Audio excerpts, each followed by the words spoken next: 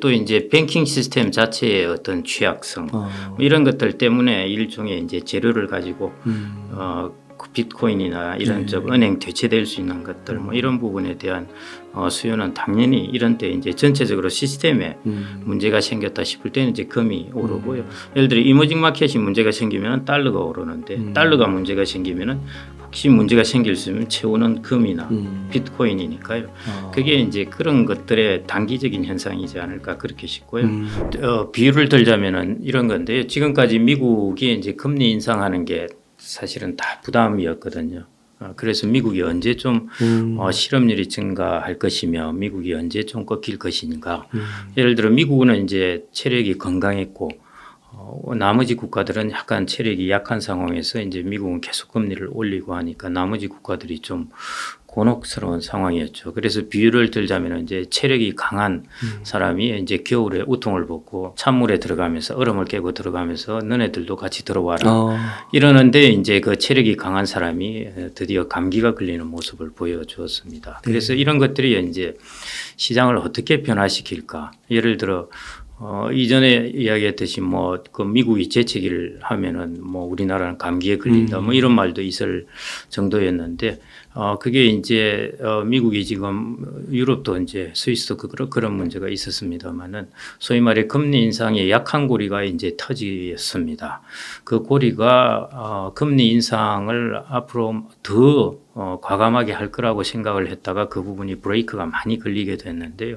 그게 이제 긍정적인 효과이고 또 하나는 이제 뱅킹 부분이 저렇게 문제가 되는데 여기서 대충 봉합이 되고 끝날 것인지 계속 그 한 6개월, 1년 정도 계속 영향을 주게 될 것인지 이런 부분이죠. 예를 들어 2008년 3월 달에 베어스탄스가 있어서 사태가 구제금융 구제를 해줬는데 그게 이제 2008년 9월에 가면은 리만 사태가 터지게 되거든요. 그게 6개월 후에 이제 그런 일이 일어났으니까요. 이제 이런 부분이 이제 마찬가지. 그래서 이제 지금 2008년 이걸 자꾸 이제 되돌아보고 있는데 이런 쪽으로 갈 것인지 하는 것들 이게 이제 두 가지의 효과가 좀 같이 상반되게 들어와 있습니다. 그래서 이 방향성 때문에 이제 사실은 전문가들조차도 이제 양극으로 나누어지고 있습니다. 예를 들어 뭐 어떤 경우에는 1929년 대공황 사태까지 이야기를 하면서 지표들이 이때하고 비슷하다 이렇게 이야기하는 사람도 있는가 하면은 또 한편에서는 그 금리 인상이라는 부분, 은행 뱅킹 섹터는 안 좋은데 금리 인상이 조금 멈추게 되면은 그래도 뭐 예를 들어 지금까지 하이테크 기업이라든지 뭐 이런 그리고 그 주변국들 미국 주변의 나라들은 조금 한숨을 돌리지 않을까 뭐 이렇게 이제 보는 양극단이 있을 정도로 지금은 전망을 하더라도 전망의 어떤 그 신뢰성이 낮은 예, 그런 상황이 좀 현재는 지금 좀 그런 상황인 것 같습니다. 네. 전망이 이제 그만큼 좀 불확실한 거지 않나 이렇게 보고 있고요. 이번에 뱅킹 섹터 부분은 좀 재밌는 상황들입니다. 현재까지 일어난 일들은 좀 특수한 은행들이었습니다. 예를 들어 실리콘밸리 은행 같은 경우도 조금 특이한 케이스였고요. 시그너처 뱅크도 마찬가지고 그다음에 크레딧 스위스도 마찬가지고 좀 이제 특이한 경우에서 이제 문제가 생긴 겁니다. 예를 들어 이제 실리콘밸리 은행 같은 경우는 첫 번째 주된 이제 고객들 클라이언트들이 다 이제 실리콘밸리 그 스타트업 기업들에 이제 집중되어 있다는 것이고요. 그다음에 두 번째 이제 특징이 뭐냐면은 그때 이제 코로나19 이후에 스타트업 기업들이 주가가 무지 좋았고 IPO도 많이 하고 돈도 많이 늘어나고 했으니까요. 그때 이제 예금이 많이 증가했습니다. 예를 들어 2021년 한 해 동안 예금이 1,000억 달러에서 거의 1,900억 달러 이 정도 될 정도로 한 해 동안 예금이 많이 증가했는데 이제 스타트업 기업들은 돈은 많으니까 대출은 받을 필요가 없고 예금은 많이 들어오고 그래서 이제 실리콘밸리 은행 같은 경우에는 다른 어떤 은행들 대형 은행들에 비해서 모기지 아주 장기 채권이죠. 모기지 채권이나 그다음에 국채 관련된 것들 그런 것들에 이제 투자를 많이 했습니다. 그래서 전체 그 자산 대비해서 보통 일반적인 큰 은행들이 대략 많아야 20% 정도 그런 유가증권을 가지고 있는 데 비해서요. 실리콘밸리 은행은 거의 55%를 넘어섰습니다. 그러니까 그런 이제 조금 특수한 경우였다는 것이고요. 그래서 이제 이런 부분이 이제 보편적이라고 볼 수 있겠는가 대형 은행에까지. 네, 그다음에 시그니처 뱅크는 아시다시피 이제 상업 부동산 대출, 그다음에 이제 코인 관련된 자산 이런 것들이 이제 좀 문제가 되었던 것이고, 크레딧 스위스 은행은 뭐 그 이전부터 계속 투자했다가 수조 원의 손실을 보았고, 그다음에 이제 돈 세탁 관련된 문제 이런 것 때문에 이전부터 이제 문제가 되었던 것들이 이제 좀 터진 경우이거든요. 그래서 이것들은 이제 문제가 되던 것들이 이제 터지게 되었는데, 이게 앞으로 이제 이게 우리가 도미노처럼 다른 데 영향을 줄 수밖에 없습니다. 특히 이제 중소형 은행들이 좀 미국 같은 경우는 취약할 수밖에 없고요.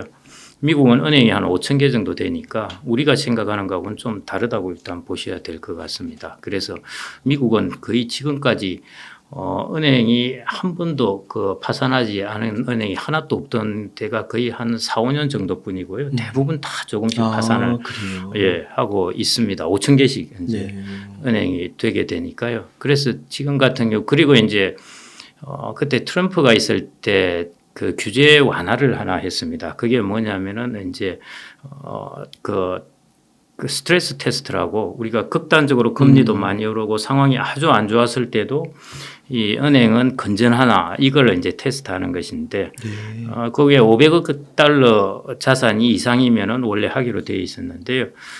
트럼프 때 이게 2,500억 달러 이상으로 올렸습니다. 그러니까 중소형 은행들이 다 빠져버린 거죠.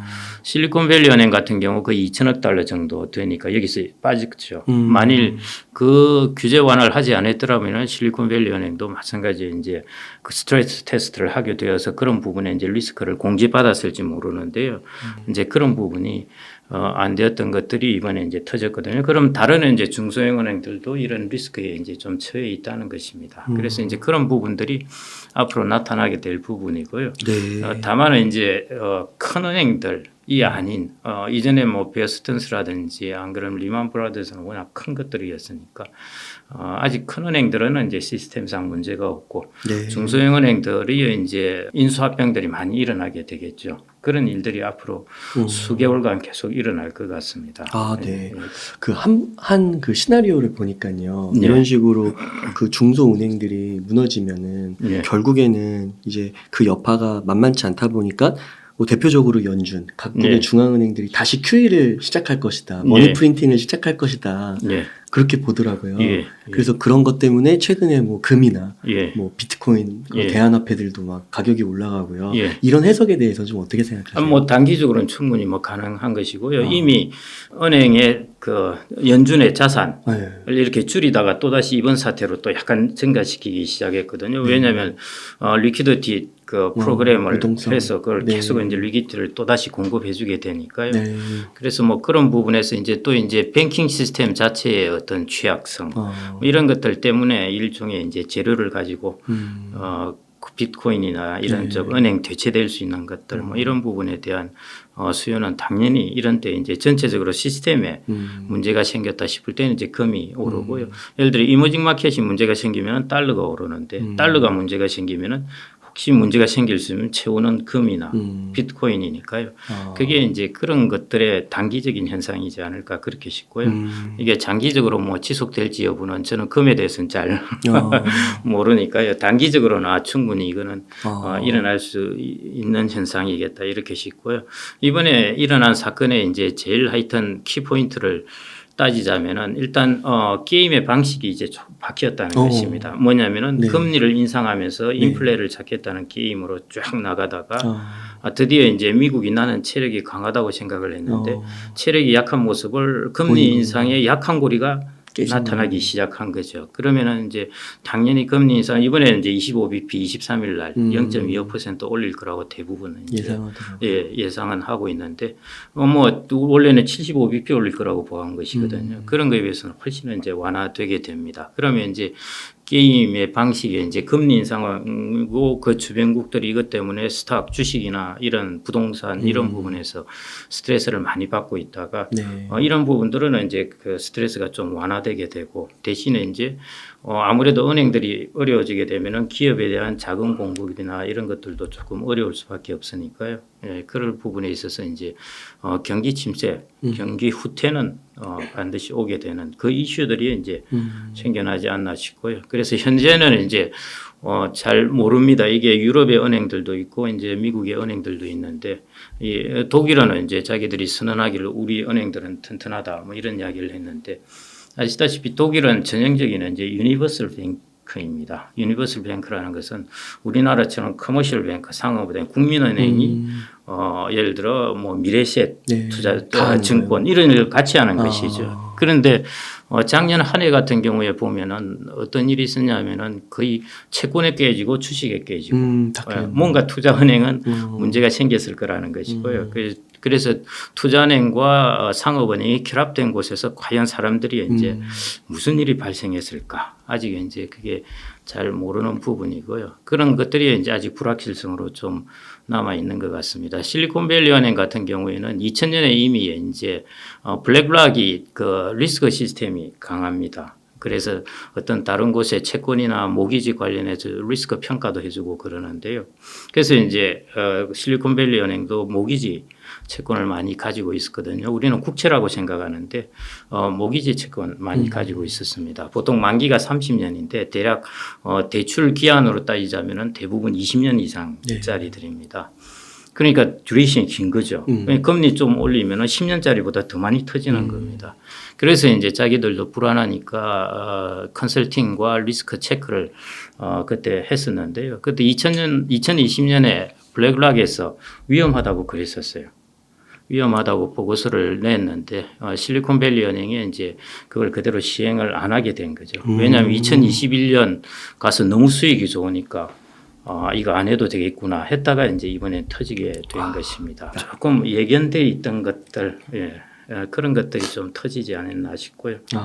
그다음에 이제 사람들이 이렇게 불안해지면은 아시다시피 미국은 25만 달러가 이제 예금 보험이 되게 되는데 이제 이번에 전액 이제 보장은 해준다고 했습니다만은 이런 부분에서 아무래도 중소형 은행들은 조금 어려워지지 않을까 싶고요. 그런 부분에 여기저기 터지는 사건들을 조금 더 보아야 되지 않나 그렇게 생각이 듭니다. 그러면은 그 2008년도랑 좀 비교해 봤을 때요. 네.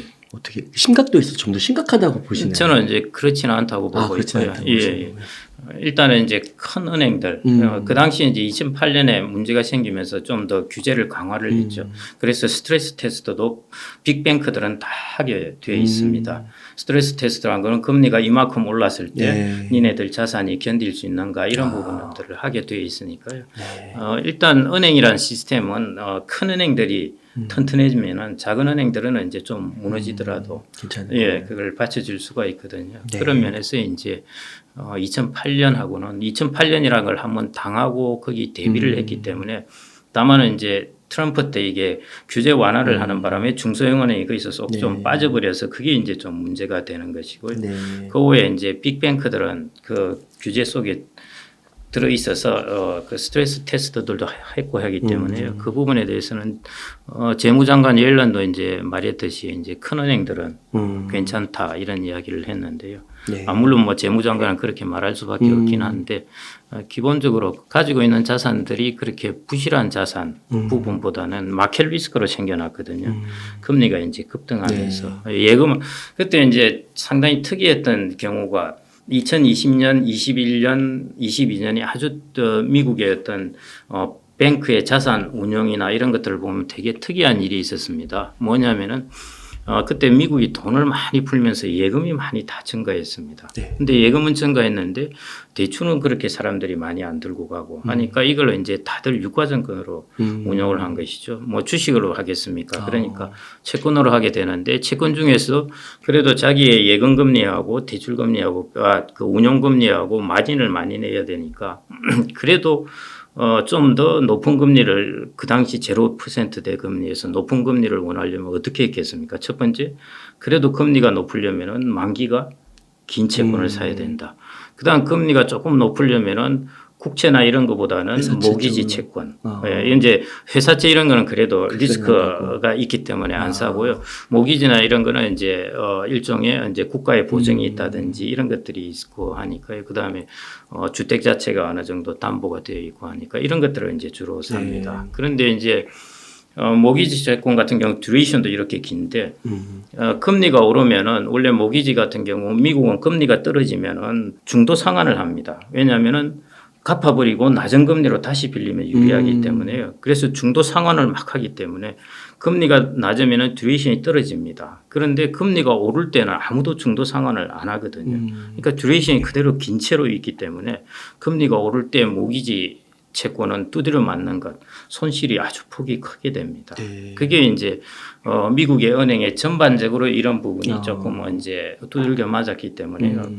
그 부분에 손실 정도는 계속 나타날 것 같고 그런데 이제 빅뱅크들은 뭐 충분히 스트레스 테스트를 받았으니까 괜찮지 않을까 그렇게 생각합니다. 아, 네. 그러면은 그 미국에서 지금 벌어지고 있는 일이 혹시 한국 경제에도 영향을 미칠 고리가 있나요?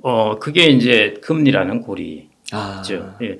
이제 은행 측면에서는 우리나라는 뭐 미국이나 유럽의 은행에 비해서는 특히 시중은행들은 확실하게 안전하다고 보시면 될 것 같고요. 예. 대부분 또 기업들 제외하고는 예금도 예금 보장이 다 되어 있는 상황이고, 그다음에 예금에서 대출의 비율이 거의 뭐 95%, 99% 그렇습니다. 네. 그러니까 대출로 주로 이제 운용을 하고 있었고, 뭐 아직은 이제 연체율이 아주 낮고 이래서 뭐 그런 부분에서는 뱅킹 섹터 부분에서는 전혀 다른 것이고요. 미국의 뱅킹 부분에서 일어나고 있었던 일은 대충 우리나라의 저축은행에서 일어나고 있었던 일 이런 비슷한 것들이 좀 일어났었고 우리나라는 이제 저축은행이나 이런 쪽 라인하고 시중은행하고는 이제 완전히 다르니까요. 그래서 그러네 이제 뱅킹 부분에 문제가 될 가능성은 사실은 거의 없고요. 예. 다만 우리나라는 계속 불씨가 꽤 남아 있죠. 그래서 이제 그 부동산 프로젝트 파이낸싱 관련된 것들, 예, 이거는 뭐 자금 사정이 좀 좋아졌다고 해서 한 5, 6개월 만에 이게 해결이 되고 이럴 수가 없거든요. 이미 이제 조달을 계속할 때는 금리가 높아져 있고.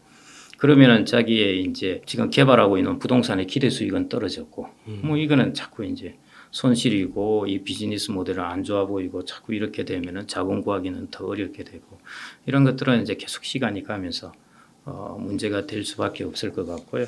네. 다만은 이제 그 금리가 계속 오르는 부분에서 어느 정도 브레이크가 걸렸으니까 그런 부분에서는 우리나라나 주변국들한테는 어떻게 보면은 호재라고 볼 수가 있습니다. 금리 인상이 만약에 뭐 25bp나 동결이 된다고 하면 미국에서 우리나라도 더 이상 뭐 금리가 크게 올라가지 않는다고 하면 부동산 시장은 괜찮다고 좀 볼 수 있는 걸까요? 부동산 시장이 이제 뭐 주택 시장 혹은 뭐 아파트 시장이 중심으로 본다면은 그걸로 뭐 괜찮다고 볼 수는 없을 것 같고요. 예. 그 이유는 일단 뭐 아파트 같은 경우는 뭐 핵심 지역의 공급도 계속 앞으로 한 3년, 5년 동안은 계속 공급 물량이 이어질 수밖에 없고요. 그다음에 금리는 이 높은 수준이 유지는 되니까요.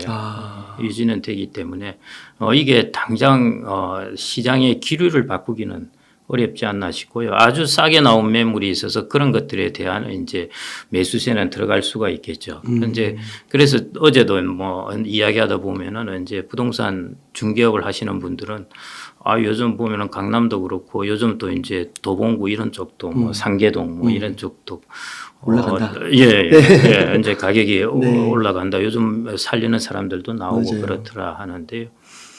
그런 경우는 뭐 당연히 있을 수 있죠. 싸게 나오는 매물에 대해서 자기가 집을 사고 싶었는데 지금 뭐 안 사고 있었던 사람들은 얼마든지 살 수가 있습니다. 근데 그걸 이제 일반화하기는 그게 기류가 바뀌었다. 이렇게 판단하기로는 좀 어려울 것 같고요. 일부 사례로 예.